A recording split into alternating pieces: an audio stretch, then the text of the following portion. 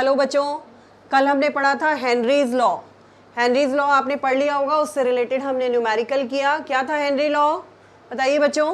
Henry law था partial pressure of gas in vapour phase is directly proportional to the mole fraction of gas in the solution, और उसका हमने formula भी पढ़ा था P is equal to KH into X. ठीक है, इससे रिलेटेड हमने क्वेश्चन किया था, ये हमने कल वाली वीडियो में सीखा था। आज हम करेंगे applications of Henry's law. Henry's law के एप्लीकेशंस पढ़ेंगे। तो इसके बच्चों आपके सिलेबस में 3 एप्लीकेशंस हैं। फर्स्ट होता है, कोई भी सोडा वाटर की बॉटल को, आपने देखा होगा soda water bottles are sealed under high pressure. ठीक है, उसको हाई प्रेशराइज करके सील किया जाता है। क्यों सील किया जाता है? क्योंकि प्रेशर बढ़ाने से गैस की सॉल्युबिलिटी बढ़ जाती है। तो कार्बन डाइऑक्साइड की सॉल्युबिलिटी बढ़ाने के लिए हम सोडा वाटर की बॉटल्स को अंडर प्रेशर सील करते हैं। तो एक एप्लीकेशन हो गया, soda water bottles are sealed under high pressure to increase the solubility of carbon dioxide. जितना ज्यादा प्रेशर होगा उतनी ज्यादा गैस क्योंकि डिसॉल्व उसमें हो जाएगी। ठीक है, उसके बाद सेकेंड एप्लीकेशन आता है स्कूबा डाइवर। स्कूबा डाइवर आपने देखे होंगे बच्चे, जब वो समुद्र के पानी में अंदर की तरफ जाते हैं तो प्रेशर इंक्रीज होता है। तो प्रेशर इंक्रीज होने से जो डिसॉल्व्ड गैस की सॉल्युबिलिटी होती है वो भी बढ़ जाती है। तो ज्यादा से ज्यादा ब्लड में गैसेस डिसॉल्व हो जाती हैं। ठीक है, जब वो अंदर की तरफ जाते हैं। लेकिन जब वो scuba divers when they come towards the surface, जब वो सरफेस की तरफ आते हैं तब क्या होता है, वही प्रेशर कम होने लगता है। प्रेशर डिक्रीज होगा तो क्या होगा, जो गैसेस डिसॉल्व हो गई उनकी सॉल्युबिलिटी भी कम हो जाएगी। डिसॉल्व्ड गैस की सॉल्युबिलिटी घटेगी, और जब सॉल्युबिलिटी घटेगी तो वो गैसेस क्या होंगी, बाहर निकलेंगी।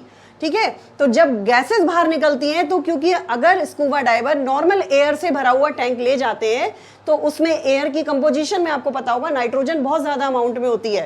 ठीक है, नाइट्रोजन अंदर जाते समय अगर ब्लड में ज्यादा घुल गई है तो ऊपर आते समय जब प्रेशर कम होगा तो वो नाइट्रोजन बाहर निकलती है, और वो नाइट्रोजन जब बाहर निकलती है तो वो बबल्स की फॉर्म में निकलती है, और वो ब्लड कैपिलरीज में बबल फॉर्म कर लेती है, और उससे कैपिलरीज क्या होती है, ब्लॉक हो जाती हैं। वो कंडीशन, बहुत सिचुएशन जो होती है वो बहुत पेनफुल होती है। उस कंडीशन को हम कहते हैं बैंड्स।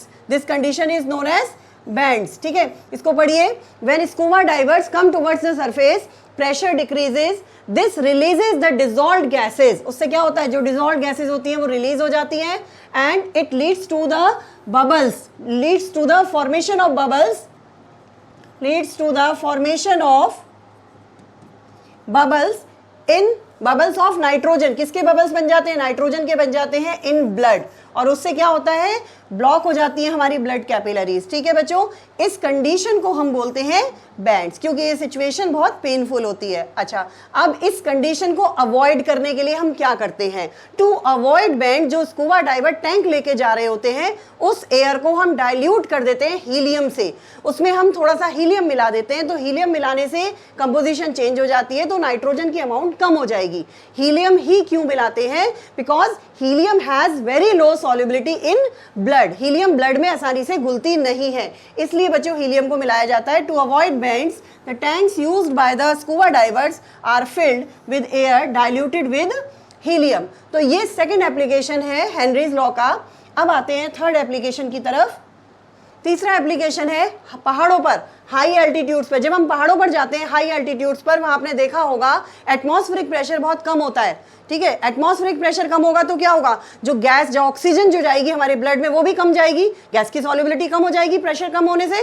ठीक है, कम जाती है। जब ब्लड में ऑक्सीजन की कमी हो जाती है ना बच्चों, तो हम मेंटली वीक हो जाते हैं। We are not able to think properly, हम प्रॉपरली थिंक नहीं कर सकते हैं अगर हमारे ब्रेन में, बॉडी में ऑक्सीजन का जो फ्लो है वो प्रॉपर नहीं है। ठीक है, तो इस कंडीशन को कहते हैं एनोक्सिया। तो हाई एल्टीट्यूड्स पे जो लोग रहते हैं, इसीलिए आपने सुना होगा पहाड़ों पे एजेड लोगों को मना करते हैं कि वहां नहीं जाना चाहिए, क्योंकि वहां सांस की प्रॉब्लम हो सकती है। क्यों? क्योंकि वहां पे एटमॉस्फेरिक प्रेशर कम है, तो ऑक्सीजन कम जाती है बॉडी में, इसलिए।